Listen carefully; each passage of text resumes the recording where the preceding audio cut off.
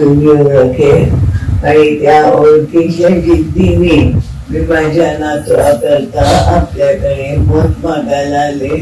आजोबाई तसा जिद्दी आहे. एकदा त्यांनी मनावर काम करायचं ठरवलं का ते निश्चितच पूर्ण होईल. आणि मी त्यांना सांगितलं का लोकांनी जे आपल्याला निवडून दिलंय ते त्यांची कामं करून देण्याकरता दिलं. आणि मला खात्री जे आजोबाईचं मी बघते सगळं किंवा ऐकते त्याच्यावरून मला खात्री वाटते का आजोबाई तवारी केल्याशिवाय कधीही स्टेजवर येणार नाही. आणि अतिशय विचारपूर्वक तो बोलतो याची मला खात्री आहे. आणि एकदा तो निवडून गेला का मागे वळून पाहणं त्याला कधी शक्य नाही. तो पुढे जात जाईल आणि हिरेराड्याचं नाव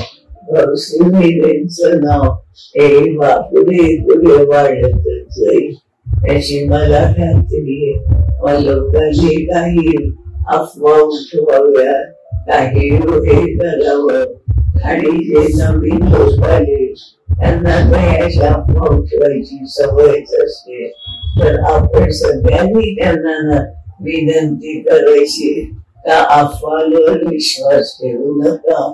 जी काम स्वतः कॅन्डिडेट करतायत ते जे दिल्लीने फिरताय त्यांना साथ द्यायचं हे हिरेराड्याचं पहिलं कर्तव्य आहे.